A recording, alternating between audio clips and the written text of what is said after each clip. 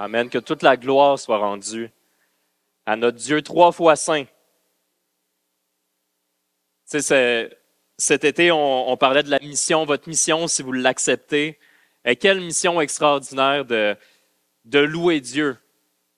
Tu sais, on l'a répété à plusieurs occasions parce qu'on voulait se rappeler à chaque semaine, c'est quoi la mission? Quand on dit qu'on est en mission, c'est quoi réellement la mission? C'est cette mission, comme on vient de proclamer, la sainteté de Dieu, de le proclamer à toutes les différentes nations dans le monde, que sa gloire resplendisse parmi toutes les nations. De parler de son Fils Jésus, l'évangélisation, évangile, la bonne nouvelle de Jésus, qu'on peut voir la gloire, qu'on peut voir l'amour de Dieu d'une façon incroyable en la personne de Jésus, que c'est l'accomplissement ultime qui nous montre à quel point Dieu nous aime, que Dieu, Jésus veut dire Emmanuel, Dieu venu sur terre pour nous. La mission, c'est aussi l'établissement du royaume, d'un Dieu éternel, un royaume qui est composé des adorateurs de Dieu qui, pour toute l'histoire, pour l'éternité, vont vivre en communion parfaite avec Dieu et vont pouvoir aussi l'adorer pour qui il est. Et ce qui est spécial, c'est que j'ai réalisé aussi, à travers différentes lectures, que la mission a une fin, que la mission n'est pas éternelle. Il y a des choses éternelles. L'adoration est éternelle. Un théologien qui s'appelle John Stott écrivait ça, et c'est là que ça m'a frappé, qui disait « La mission a une fin, mais l'adoration est éternelle. » Pourquoi la mission a une fin? Mais c'est ce qu'on va voir aujourd'hui. On va voir qu'il y a un aboutissement. On va voir qu'un jour, la mission n'est plus nécessaire parce que tous voient la gloire de Dieu, que tous verront directement la gloire de Dieu, que tout genou fléchira devant sa gloire. Il y a un moment qu'on n'aura plus besoin de présenter la bonne nouvelle de Jésus. Ça va être la réalité, ce ne sera pas juste une réalité céleste, ça va être une réalité tangible, la réalité qu'on va tous voir pour l'éternité. Et aujourd'hui, c'est ce qu'on va faire, on va contempler un peu cette idée-là que la mission de Dieu a une fin, un accomplissement éternel et glorieux. Et pourquoi? Surtout, c'est ça que je trouve qui est important, c'est pourquoi c'est important de garder la fin en tête. Qu'est-ce que ça change dans notre perspective? Qu'est-ce que ça change de savoir qu'il y a une fin et de la connaître, cette fin-là? Qu'est-ce que ça change dans notre marche chrétienne? Qu'est-ce que ça change dans la manière qu'on sert dans la mission? Et c'est ce qu'on va faire aujourd'hui, mais avant, j'aimerais qu'on puisse prier ensemble, qu'on puisse aller ensemble justement pour voir cette fin glorieuse de la mission et que toute gloire soit rendue à Dieu. Et Seigneur, on est rassemblés ce matin, on t'a loué avec nos voix, on a proclamé à quel point tu es saint, Dieu très saint. Et on a à cœur de vouloir être connecté sur ton cœur. Et ton cœur veut que toutes les nations te connaissent, Seigneur. Et Seigneur, aide-nous, s'il te plaît, à fixer nos regards aussi, à se rappeler de la fin. À nous aider dans les tourments, à nous aider aussi des fois dans le confort, à nous aider à se rappeler des réalités célestes, Seigneur. À nous, entre frères et sœurs, de se le rappeler quotidiennement, mais que tu puisses aussi nous le rappeler dans notre cœur. Merci pour ta parole aussi qui nous l'enseigne, que ça puisse demeurer ancré. Merci Seigneur de nous avoir fait connu d'avance cette fin, de nous avoir fait connaître cette fin. Et on veut se réjouir parce qu'on sait qu'en toi, on est vainqueur. Amen. Donc, je vous disais, vous verrez aujourd'hui qu'on va souvent aller dans des textes qui sont dans le dernier livre de la Bible. Si on parle de la fin, c'est un peu logique qu'on aille souvent dans le dernier livre, qui est le livre de l'Apocalypse. S'il y a des personnes qui voudraient avoir une Bible avec vous, vous pouvez lever la main. On vous la donne. On a des Bibles blanches, dans le fond, qu'on peut vous donner. Au début, on n'ira pas tout de suite dans les textes, mais vous verrez quand on va y arriver. Ça va être dans Apocalypse 21 et 22, surtout qu'on va aller. Mais sentez-vous très, très libre. Là. Vous levez la main. Diane va venir vous porter une Bible et on vous la donne si vous voulez suivre avec nous. Sinon, pour les autres, vous pourrez suivre aussi avec votre téléphone ou avec votre propre Bible que vous avez apportée. L'importance de garder la fin en vue. Pour commencer, je voulais vous citer un commentaire de quelqu'un que je n'ai jamais cité dans un des enseignements, de M. John MacArthur. John MacArthur qui, le mois dernier, a été promu pour la gloire, qui est allé rejoindre notre Sauveur. Et John MacArthur, qui a eu un impact indéniable et vraiment, vraiment, vraiment grand sur le Québec. Dans les années 70-80, il n'y avait pas beaucoup de choses qui s'écrivaient, puis un des premiers que ses livres ont été traduits, c'était John MacArthur. Et plusieurs d'entre vous, probablement, je sais même avec l'association, même avec l'ABEC et avec le séminaire d'études qui est relié à l'association aussi SEMBEC, que dans les débuts, c'était même quelque chose qui il prenait des enseignements de John MacArthur, puis il les traduisait en français, puis il allait donner ça au monde. T'sais. Ça a comme été une des premières façons que c'est une manière que l'évangélisation se faisait au Québec. Et c'est sûr que, à travers les années, des fois, il y avait des différences théologiques que certains peuvent avoir avec John MacArthur, mais ce qui est indéniable, c'est à quel point il a été un homme fidèle de Dieu jusqu'à la fin dans un ministère qui a eu un impact partout dans le monde. On lui doit vraiment une fière reconnaissance, on la doit à Dieu, mais Dieu l'a utilisé puissamment aussi pour le Québec ici et pour la gloire de notre Créateur. Et en traitant des réalités célestes, John MacArthur écrivait la chose suivante. Il écrivait « Tout au long de l'histoire de l'Église, les enfants de Dieu se sont préoccupés à juste titre du ciel. Ils attendent avec impatience de connaître ses joies du fait qu'ils ne sont que de passage ici-bas. Fait attristant, ce n'est plus le cas de beaucoup de croyants de l'Église aujourd'hui. S'étant laissés séduire par l'engouement insensé de notre société pour la satisfaction instantanée et le confort matériel. L'Église est devenue mondaine. Rien ne saurait d'ailleurs démontrer de manière plus frappante cette nature mondaine que son manque actuel d'intérêt pour le ciel. » Et c'est vrai, je le voyais dans mon propre cœur que je me disais, c'est pas quelque chose de quotidien, ni même nécessairement d'hebdomadaire que je pense aux réalités du ciel. Souvent, on est très occupé, on est très distrait, on a du confort, on a plein d'options qui sont offertes à nous. Depuis pas longtemps, il y a des nouveaux termes, un terme qui s'appelle FOMO, F-O-M-O, en anglais ça veut dire Fear of Missing Out, qui peut même paraître paralytique, parce que des fois, tu as tellement de choses, j'ai tellement de livres à lire, là, tu regardes ta bibliothèque, il y en a trop à lire. Ou tu vas aller sur un réseau de streaming, mettons Netflix, peu importe, puis là, je sais qu'il y en a que ça me fait ça des fois. Là, tu le regardes pendant 30 minutes, tu te dis, qu'est-ce que je pourrais bien regarder? Puis là, tu as comme 100 affaires sur ta liste, puis finalement, tu regardes rien ou tu regardes quelque chose que tu ne voulais pas vraiment regarder. Je sais que ce n'est pas de toutes les générations. Peut-être qu'il y en a que vous êtes comme, non, mais on a ça en nous un peu, cette idée-là qu'on a peur de manquer des choses. On voudrait visiter tous les pays, on voudrait tout expérimenter dans notre vie ici-bas. Et même si j'ai l'impression que c'est amplifié à notre époque, probablement, il faut croire que c'est dans le cœur de l'homme, que ce n'est pas juste de notre époque. L'apôtre Paul, il écrit dans la lettre aux Colossiens, il écrit ceci, et ça fait longtemps qu'il l'écrivait. Hein. Il n'écrivait pas ça quand il y avait un accès à des tonnes de livres et à tonnes de séries, à des tonnes de musique. Tu ne peux pas visiter tous les pays du monde non plus au moment où l'apôtre Paul écrit ça. Et il écrit à l'Église de Colosse, « Si donc vous êtes ressuscités avec Christ, recherchez les choses d'en haut, où Christ est assis à la droite de Dieu. Attachez-vous aux réalités d'en haut et non à celles qui sont sur la terre. » C'est difficile à faire souvent parce que les choses sur la terre sont très tangibles. Ils sont dans notre face. Ils sont là. On les voit. Ils sont présentes. Et les choses célestes, on marche par la foi. On marche en se proclamant la vérité qu'on voit dans la parole, que Dieu a voulu nous montrer, qu'il veut qu'on se rappelle, mais on marche par la foi.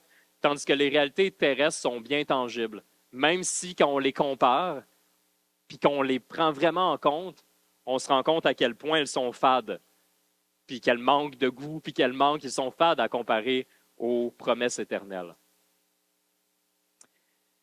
On oublie facilement vers où on marche. On oublie facilement la fin. On marche, puis on oublie la destination. On oublie que la destination nous a déjà été révélée. On sait la fin de toute chose. Et c'est important de se rappeler de la destination finale. Probablement qu'un des livres chrétiens, dans le fond, après la Bible, le livre chrétien le plus vendu, c'est Le Voyage du pèlerin de John Bunyan. Je l'ai oublié, je voulais l'amener en avant. Il est en arrière de Matthieu en ce moment. Mais si tu veux me l'apporter, Mathieu, ça serait gentil. Il est juste dans un bac, là, un bac bleu en arrière. Le Voyage du pèlerin, je ne l'ai jamais lu comme l'original, qui a été écrit, je crois, dans les années 1600, mais celle que j'ai déjà lue, c'est la version comme... je triche un peu, là. Merci, Mathieu. Non, t'as pas besoin de me le lire. Non, c'est la version un peu la triche, c'est Little Pilgrim's Big Journey. Je l'ai en anglais parce que quand on l'avait acheté, ma femme et moi, il n'existait pas en français, mais Publication chrétienne l'a maintenant édité en français depuis, je pense, à peu près 1 an et demi. C'est le préféré de mes enfants, ils l'apprécient vraiment beaucoup. Et pour vrai, ça m'a vraiment aidé dans ma marche chrétienne, tu sais, ce livre-là, qui est pour enfants, mais c'est une allégorie de la marche chrétienne, qui est très fidèle à l'original. Et avec des images et des allégories tellement frappantes, ça nous aide à avoir des images qui nous reviennent en tête.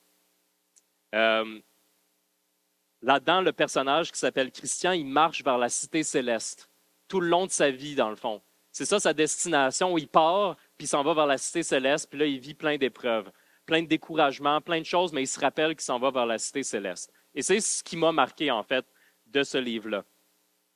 Et même s'il ne la voit pas tout le temps, il ne la voit pas tout le temps, même la plupart du temps, il ne la voit pas. Juste quand il est rendu très, très proche, vers la fin de son voyage, où il a besoin d'avoir une vue de la cité céleste pour l'encourager, là, il la voit. Mais avant ça, il marche par la foi. Il ne la voit pas, mais elle est promise. Et qu'il continue à marcher par la foi. Puis il arrive un moment qui est enfermé par le géant désespoir. C'est très on the nose en passant, là, comme tous les noms des personnages, c'est comme le géant s'appelle Désespoir. Il est dans la prison de la détresse. C'est comme... on comprend les images quand on le lit.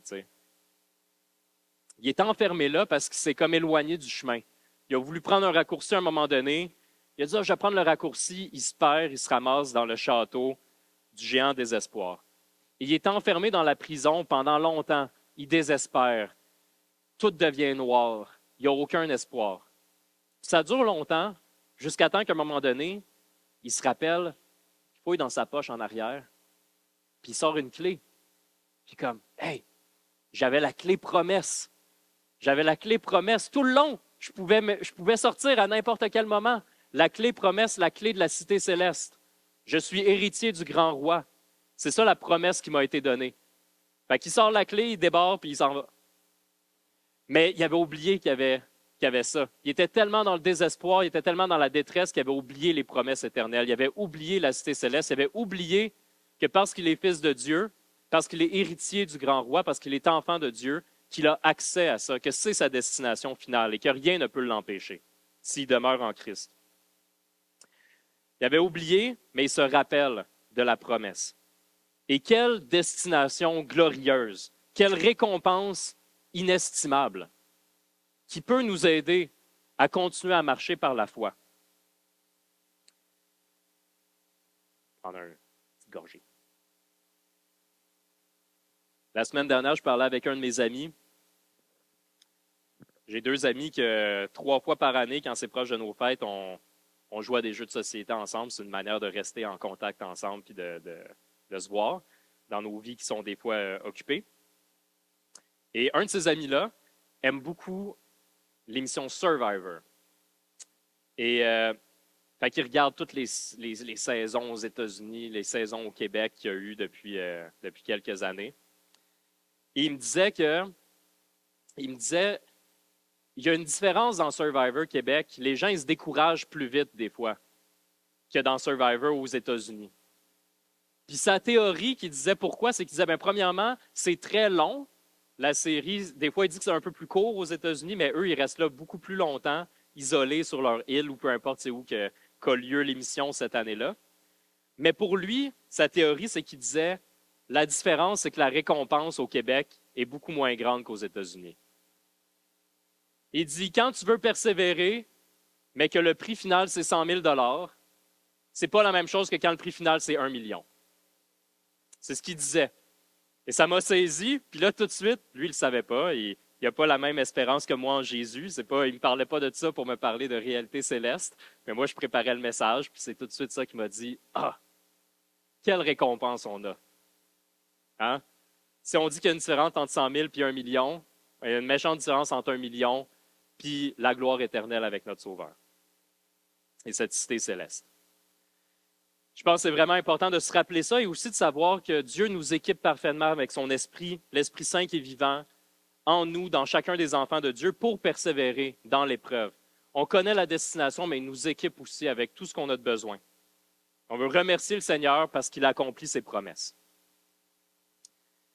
C'est l'autre point que je voulais voir aussi avec vous, parce que vu qu'on va relire des textes dans Apocalypse, ben, il faut voir que dans plusieurs cas, c'est l'accomplissement final des promesses qu'on voit tout au long du récit biblique. Dieu veut nous faire connaître le dénouement, veut nous faire connaître la fin. Imaginez si vous lisez un livre, vous avez un livre là, de plusieurs pages, 600, 800 pages, puis là, quelqu'un arrive et déchire les 100 dernières pages. Comme, vas-y, ça ne te tentera peut-être plus de le lire, tu sais, en sachant que tu ne sauras pas c'est quoi la fin. Ou si vous regardez une série télé ou un film, sauf que là, on délite toutes les... Tu peux pas, les 2 derniers épisodes ou le dernier film, non, il n'existe plus. Tu ne sais pas le dénouement, tu ne sais pas la fin. C'est pas que ce que Dieu il veut. Il veut qu'on connaisse la fin.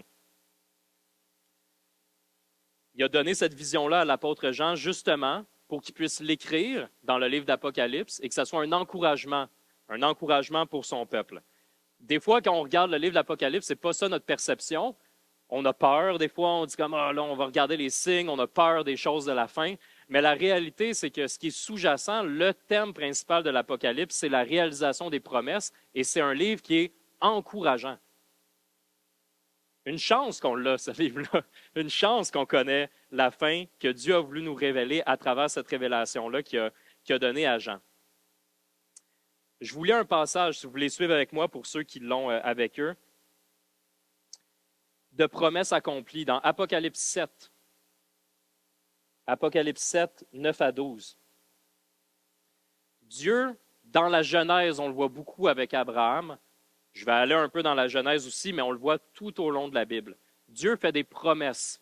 À Abraham, spécifiquement, il fait une promesse de postérité, de descendance. Il fait une promesse d'une terre, la terre promise. Il fait des promesses de bénédiction. Et on va voir comment que ça trouve son accomplissement. Je vais vous répéter le passage, dans le fond, qu'on va lire maintenant. Apocalypse 7, 9 à 12. Apocalypse 7, 9 à 12. Gardez en tête la promesse de postérité et de descendance. Et voici qu'est-ce qu'on lit dans Apocalypse 7, 9 à 12. Après cela, Jean regardait et vit une foule immense que personne ne pouvait compter. C'étaient des hommes de toute nation, de toute tribu, de tout peuple et de toute langue. Ils se tenaient debout devant le trône et devant l'agneau, habillés de robes blanches. Les robes blanches purifiées par le sang de Jésus. Des feuilles de palmier à la main, comme quand Jésus est arrivé sur le dos d'âne à Jérusalem et qui a été célébré comme un roi. Il est célébré comme un roi, des gens avec des robes blanches de toutes les tribus, avec des feuilles de palmier à la main, qui criaient d'une voix forte, « Le salut est à notre Dieu qui est assis sur le trône et à l'agneau. » Tous les anges qui se tenaient autour du trône, des anciens et des 4 êtres vivants se prosternèrent, le visage contre terre, devant le trône. Ils adorèrent Dieu en disant « Amen ». La louange, la gloire, la sagesse, la reconnaissance, l'honneur, la puissance et la force sont à notre Dieu au siècle des siècles. Amen. On voit cette promesse, cette réalisation de cette promesse de postérité. Quand Dieu disait à Abraham de compter les étoiles, qu'il allait lui donner une descendance qu'il ne pourrait même pas compter. Puis Abraham l'a accompli, entre autres, avec les descendants, avec les 12 tribus d'Israël, avec le peuple juif. Mais on voit ici que c'est une promesse qui est au-delà de ça, des peuples de toutes les nations. Et c'est cette mission à laquelle Dieu nous invite à participer. Dieu a aussi fait une promesse de la terre promise. Quand il demande à Abraham de partir dans sa mission, il lui demande de quitter l'endroit où il est pour partir, pour marcher. Comme Christian là-dedans, la marche chrétienne, comme chacun d'entre nous, de marcher par la foi. Il demande à Abraham de quitter sa maison avec sa famille pour aller en direction de la terre promise. Notre terre promise, c'est la cité céleste. C'est notre terre promise. La terre promise vers laquelle Abraham marchait avec sa famille, ça a tout le temps été un lieu de paix et de réalisation de la volonté divine. À cette époque-là, sur terre, Au temps d'Abraham, la terre promise, c'était la région de Canaan. C'est là qu'Israël est situé. Ici, on voit que dans l'histoire, il y a eu une bénédiction qui a été donnée. Quand on regarde, par exemple, le roi Salomon, comme au moment où il régnait et que plein de personnes partout dans le monde venaient pour venir voir le roi Salomon, et le roi Salomon parlait de Dieu, c'était une façon qu'on voyait une terre promise d'une certaine sorte. Mais ce n'était pas la pleine réalisation, ce n'était pas l'accomplissement final de la terre promise pour tout le peuple de Dieu. La pleine réalisation de la promesse de la terre promise, on la lit dans Apocalypse 21. Apocalypse 21, les versets 1 à 4. Voici cette terre promise, cette cité céleste vers laquelle nous marchons. Apocalypse 21. Puis je vis un nouveau ciel et une nouvelle terre, car le premier ciel et la première terre avaient disparu, et la mer n'existait plus. Je vis descendre du ciel d'auprès de Dieu la ville sainte, la nouvelle Jérusalem, préparée comme une mariée qui s'est faite belle pour son époux. J'ai entendu une voix forte venant du ciel qui disait, « Voici le tabernacle de Dieu parmi les hommes. » Le tabernacle, on voyait que c'était la tente dans le milieu du camp quand le peuple est sorti d'Égypte. La maison de Dieu avec nous. Il habitera avec eux, ils seront son peuple, et Dieu lui-même sera avec eux. Il sera leur Dieu. Il essuiera toute larme de leurs yeux. La mort ne sera plus. Il n'y aura plus ni deuil, ni cri, ni douleur, car ce qui existait avant a disparu. On voit cet accomplissement de la promesse de Dieu de la terre promise.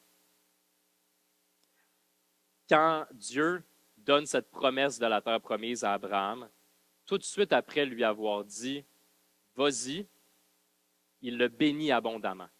Il ne lui dit pas « Vas-y, puis t'es tout seul, bonne chance mon grand ». Tout de suite après, lisez qu'est-ce que Dieu dit à Abraham. C'est dans Genèse 12, 2 à 3, je vous le lis. C'est bon des fois de le lire à voix haute, parce que quand on le lit, on ne se rend pas compte de la répétition tout le temps. On va lire quelque chose, mais quand on le dit à voix haute, des fois on est comme encore, je dis encore ce mot-là. Ça l'aide. Moi, ça m'aide beaucoup des fois de le lire à voix haute. Dieu, tout de suite après avoir dit à Abraham de se diriger vers la terre promise, lui dit, je ferai de toi, notez c'est quoi le mot qui se répète tout le temps, je ferai de toi une grande nation, je te bénirai, je rendrai ton nom grand et tu seras une source de bénédiction. Je bénirai ceux qui te béniront, et je maudirai ceux qui te maudiront, et toutes les familles de la terre seront bénies en toi. Qu'est-ce que vous retenez? Bénir, hein? La promesse de bénédiction, d'une bénédiction éternelle. Une bénédiction qui avait été donnée à Abraham, mais que Dieu nous donne aussi à travers Jésus. Une bénédiction de dire, bénis son peuple. Il bénit son peuple dans notre marche. On le lit dans ce passage-là 5 fois. C'est difficile de passer à côté. Cette promesse de bénédiction. Et on voit la bénédiction éternelle. La promesse de bénédiction, elle est répétée tout au long de la Bible. Souvent, on dit, je serai ton Dieu, tu seras mon peuple. Vous serez mes enfants, je serai votre Père. Cette bénédiction, cette protection-là, l'Église à Tremblant, on choisit le nom, l'Église Le Rocher, dans laquelle on trouve notre secours, qu'on trouve c'est ça qui nous cache de l'adversité, qui nous protège. Notre rocher inébranlable. Notre bénédiction. Cette promesse de bénédiction-là, on la trouve aussi, on trouve son accomplissement final, encore une fois dans le livre d'Apocalypse. Tout de suite après le passage qu'on vient de regarder, on a vu Apocalypse 21, 1 à 4. Si on continue Apocalypse 21, 5 à 7, on voit cette bénédiction. Celui qui était assis sur le trône dit, « Voici que je fais toutes choses nouvelles. » Il ajouta, « Écris cela, car ces paroles sont dignes de confiance et vraies. » Puis il me dit, « Je suis l'alpha et l'oméga, le commencement et la fin. À celui qui a soif, je donnerai à boire gratuitement de la source de l'eau de la vie. Le vainqueur recevra cet héritage, Je serai son Dieu et il sera mon fils. Amen.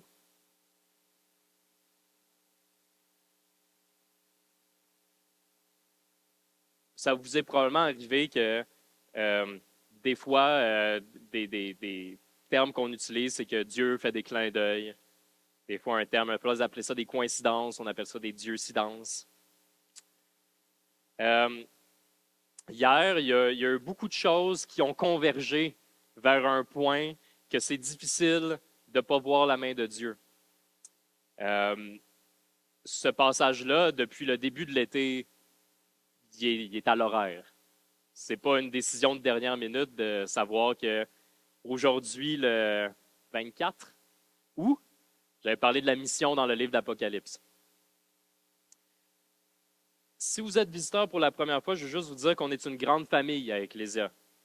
Bien, toutes les églises, c'est des grandes familles. C'est des enfants de Dieu qui sont rassemblés ensemble pour louer leur Père. Fait que, si je vous partage ça, c'est un truc de famille. Peut-être que tu ne sais pas de quoi qu'on parle, mais j'ai demandé aussi avec Danny des nouvelles, que je vais vous donner des nouvelles de notre frère Michael. Ça fait plusieurs mois qu'on donne des nouvelles de notre frère Michael et c'est sa volonté à lui qu'on vous donne des nouvelles ce matin. Fait que, je le sais que ça a été un roller coaster puis des montagnes russes d'émotions depuis le mois de janvier. Michael avait eu une greffe de poumon. Une greffe de poumon, on a prié ensemble pour l'Église. La greffe de poumon a eu un succès. On s'est réjouis ensemble. Pendant un temps aussi, la réhabilitation allait bien. Et dans les derniers mois ou dans les dernières quelques semaines, les médecins se demandaient pourquoi que la réhabilitation n'allait pas plus rapidement que ça. Ils se sont rendus compte qu'au moment où il y a eu l'opération pour la greffe des poumons, il y a eu une infection à la moelle épinière qui affectait son système nerveux. Ce qui fait que pour sa locomotion, puis pour comme la motricité fine, puis bouger ses pieds, puis tout, ça n'allait pas dans le bon sens. Fait que dans les dernières semaines, il y a eu des moments de plus de découragement et de douleur aussi qui sont revenus dans la dernière semaine. Bref, à la moitié de la semaine, Michael a avisé ses parents que,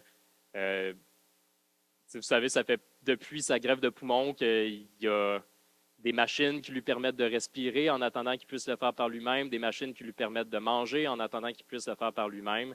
Et ça n'allait pas vraiment dans la direction qu'il pourrait le faire par lui-même dans un avenir récent, dans le fond. Fait que Michael, cette semaine, a dit qu'il était prêt à aller voir son sauveur. Ça fait longtemps qu'il est prêt à aller voir son sauveur. Depuis avant la greffe, depuis avant la maladie, depuis avant tout ça, ça fait longtemps qu'il est prêt à aller voir son sauveur. Mais c'est ce qu'il a partagé à sa famille cette semaine et il voulait être entouré de l'Église. Hier, il y a plusieurs personnes, il voulait que sa chambre soit remplie de différentes personnes qui l'ont marqué dans sa marche. Donc, il voulait qu'on vous partage ça, qu'on a pu aller louer avec lui dans sa chambre. Pour plusieurs d'entre nous, c'était peut-être la dernière fois qu'on le voyait. C'est Dieu qui est au contrôle. Dieu, on sait qu'il peut faire sa volonté, il peut faire ce qu'il veut. Mais on sait que Michael, il y a une paix. Il y a une paix en Dieu. Peu importe les circonstances, il s'en remet entièrement dans les mains de Dieu. Et je voulais vous le dire parce que hier, on a chanté Apocalypse 21. Mélodie, qui était là, qui fait la louange aussi, elle-même, elle a composé un texte il n'y a pas longtemps qui est basé sur Apocalypse 21. Aujourd'hui, c'est le passage que je voulais vous partager dans Apocalypse 21. Puis je le savais, puis j'ai demandé à Danny, j'ai dit, c'est sûr que je pensais à Michael tout le long. On a parlé de ça hier, comme constamment. Puis quand Danny m'a dit, Michael, il veut comme que l'Église soit au courant parce que je le sais qu'on n'a pas donné des nouvelles tout le temps, puis il y a eu des up and down comme ça. Hier, on a loué avec lui parce que Michael, c'est une des choses qu'il appréciait le plus à l'Église, puis qu'il ne pouvait pas avoir. On pouvait aller le visiter, prier avec lui. De temps en temps, on a lu la Bible avec lui. Mais la louange, c'était plus difficile. Fait qu'il s'ennuyait de la louange. On a pu louer avec lui. Et on a chanté Dieu Tout-Puissant, puis après ça, on a chanté Christ est ma joie. Si vous connaissez Christ est ma joie comme chanson, c'est upbeat pas mal. Hein? Christ est ma joie, il est ma joie. On chantait ça en pleurant. Puis Michael, il chantait avec nous. Puis il n'a pas beaucoup de voix, il ne peut plus beaucoup projeter sa voix. Mais on voyait ses paroles, puis il chantait qu'il était joyeux en Christ.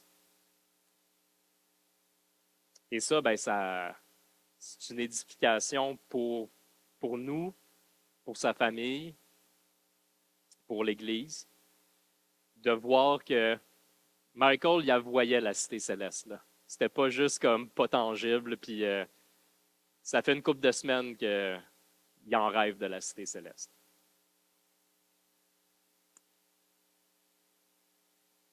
Donc, j'aimerais ça aussi que pendant la semaine, oui, de prier pour Michael, mais on a vraiment à cœur de prier aussi pour sa famille.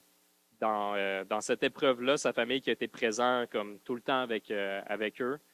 De les garder dans la prière, de continuer à prier pour eux dans l'épreuve. On va vous donner des nouvelles aussi pour la suite, mais on veut respecter aussi beaucoup la famille à travers tout ça. Si vous voulez aussi écrire pour les gens qui connaissaient plus Michael, qui n'ont pas eu l'occasion de le visiter, si vous voulez lui écrire aussi un message, je pense qu'il l'apprécierait beaucoup aussi. Donc, je vous le partage pour que vous soyez au courant, qu'on puisse prier ensemble. Une chose que je veux conclure, parce que je le sais qu'on peut avoir justement des moments qu'on est comme troublé dans nos émotions, c'est de faire de la visualisation. Ce n'est pas une technique New Age que je vous propose en ce moment. Mais quand je vous dis de visualiser, habituellement, on visualise des choses positives. Mais je vous propose de visualiser aussi les choses qui sont lourdes, les choses qui vous accablent. La maladie, le deuil, les tristesses, les conflits, les problèmes de couple, la douleur, toutes les choses qui font partie de notre marche. On ne les vit pas tout le temps, mais on a des saisons que c'est tout le temps là. C'est tout le temps en background. Quand on visualise ces choses-là, très souvent, on n'est comme plus capable de fonctionner parce que ça prend toute la place. Ça prend toute la place de notre tête. Et si on visualise ces choses, c'est que j'aimerais vous proposer de vous lire des passages, justement, dans Apocalypse 21 et 22, pour qu'on puisse, dans notre tête, pouvoir avoir la balance des images qui nous paralysent, des choses qui sont nos détresses, qui ont un poids vraiment grand, mais qu'on puisse se rappeler des promesses éternelles et de qu'est-ce qu'on peut voir dans Apocalypse 21 et 22 pour apporter cette balance-là et que ça tombe vraiment de l'autre côté. Qu'on puisse visualiser dans nos détresses les promesses et les choses incroyables, majestueuses, glorieuses qui attendent le peuple de Dieu. Je vous les lis, visualisez ces choses-là, et je vous le dis, vous ne pouvez même pas les visualiser parce qu'on n'est pas capable de comprendre à quel point elles vont être merveilleuses avec notre cerveau ici en ce moment. Quand on nous parle de la cité céleste, et là je vous cite des passages dans Apocalypse 21-22, on nous dit qu'elle rayonnait de la gloire de Dieu. Son éclat ressemblait à celui d'une pierre très précieuse, d'une pierre de jaspe transparente comme du cristal. La muraille de la ville avait 12 fondations qui portaient les noms des 12 apôtres de l'agneau. La muraille était construite en jaspe et la ville était en or pur, transparent comme du verre pur. Les fondations de la muraille de la ville étaient ornées de pierres précieuses de toutes sortes. Les pierres précieuses qu'on trouvait sur le plastron des prêtres de Dieu avant la venue de Christ. Ces pierres-là sont la fondation des murailles. Des pierres qu'on peut imaginer comment la lumière, la gloire de Dieu qui passe à travers cette cité céleste-là, faite d'or et de plein de pierres de fondation, à quel point ça fait des éclats de lumière partout. Mais il n'y a plus besoin de prêtre. Il n'y a pas besoin de prêtre pour intercéder parce que Dieu est avec son peuple qui vit en parfaite communion avec lui. Jean n'a pas vu de temple dans la ville parce que le Seigneur, le Dieu Tout-Puissant, est son temple, ainsi que l'agneau. La ville n'a besoin ni du soleil, ni de la lune pour l'éclairer, car la gloire de Dieu l'éclaire et l'agneau est son flambeau. Les nations marcheront à sa lumière et les rois de la terre y apporteront leur gloire. Ces portes ne seront jamais fermées de toute la journée, car il n'y aura plus de nuit. On y apportera la gloire et l'honneur des nations. La mission sera parfaitement accomplie. Amen.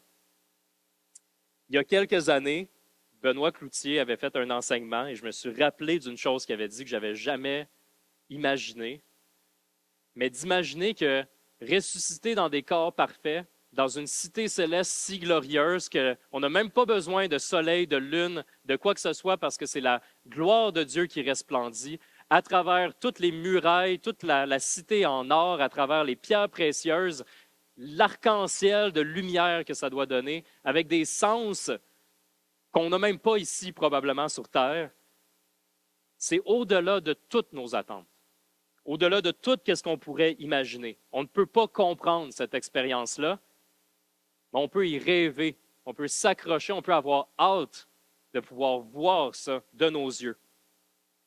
Et quand c'est difficile, ça peut nous permettre de faire le poids, de donner le poids face aux difficultés, de se rappeler de la promesse. Si on peut quitter ensemble, j'ai invité les musiciens aussi à venir, si on peut quitter ensemble avec une nouvelle perspective. Et je le sais que c'est une perspective qu'il va falloir se répéter pour le restant de notre vie. On peut se le répéter maintenant, mais peut-être que ça va bien dans notre vie aussi. C'est une perspective tout au long de notre vie qu'il faut qu'on se rappelle, de renouveler ses lunettes pour se rappeler de l'espérance qu'on a au ciel. 2 Corinthiens 4, les versets 16 à 18. L'apôtre Paul encourage l'Église de Corinthe et leur dit, « Voilà pourquoi nous ne perdons pas courage. Et même si notre être extérieur se détruit, notre être intérieur se renouvelle de jour en jour. En effet, nos légères difficultés du moment présent produisent pour nous, au-delà de toute mesure, un poids éternel de gloire. Ainsi, nous regardons non pas à ce qui est visible, mais à ce qui est invisible. Car les réalités visibles sont passagères et les invisibles sont éternelles. »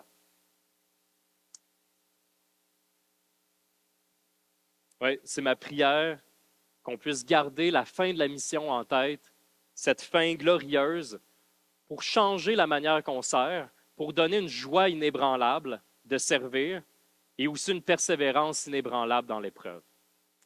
Donc, si on peut prendre un temps, 1 minute ensemble pour prier dans notre tête, que vous puissiez prier pour vos vies, pour vos épreuves, pour vos afflictions, aussi pour prier pour la famille de Michael, pour remercier aussi le Seigneur de nous avoir fait connaître Michael aussi, pour continuer à l'accompagner dans l'épreuve. Donc, je vous inviterai à qu'on prenne un temps de prière ensemble avant de louer notre Seigneur.